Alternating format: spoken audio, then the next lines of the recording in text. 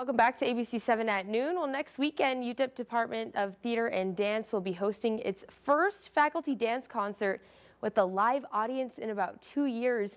And joining us now to tell us about the concert is called Motion Bound. It's Neri Torres and Tawanda Chabiqua. Yes? Did I get it Yes, right? indeed. Perfect. You guys are both with UTEP's Department of Theater and Dance. Thank you both so much for joining us.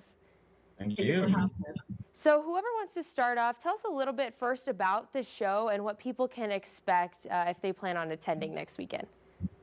Well, to start with, Motion Bound, the name came from the idea that we as choreographers, all of us, there's five of us, come from different parts of the world.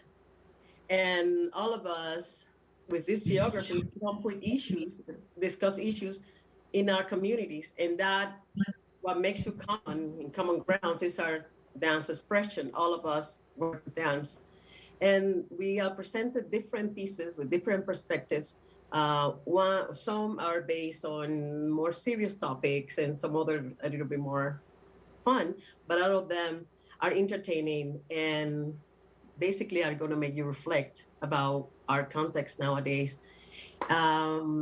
Also, there's pieces, one piece from our director that is based on the processes that are interconnected, while questioning what means to create a concert, moving through social and theatrical dance. We have a guest artist, Raven Armijo. She's from LA and has a company called Las Mijas. And she's presenting a very interesting piece called Mujerista. And it's a work intended to research through dance the violence and the murder that affect the women every day, less than 10 miles away across our borders, talking on borders and connections.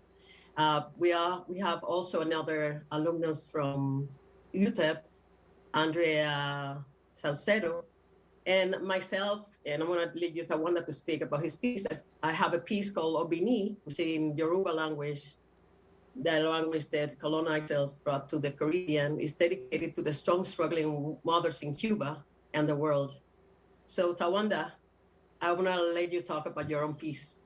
Oh, absolutely. I appreciate it. And thank you for that. And again, Neri is the director of the entire performance. And as she said, such a range of things. And I basically feel the important thing to remember is this is the first show coming back. And I think El Paso as a community needs some things that are uplifting, that reconnect us to community, to family, and so forth. And dance, when we put literally our bodies on the line, is a wonderful way to do that.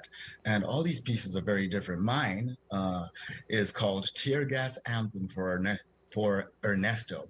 Sounds intense, but I'm from Zimbabwe, and having traveled around the world and experienced and witnessed many things around community gathering and falling apart, I'm pretty much just questioning what makes a community, what brings us together, what doesn't.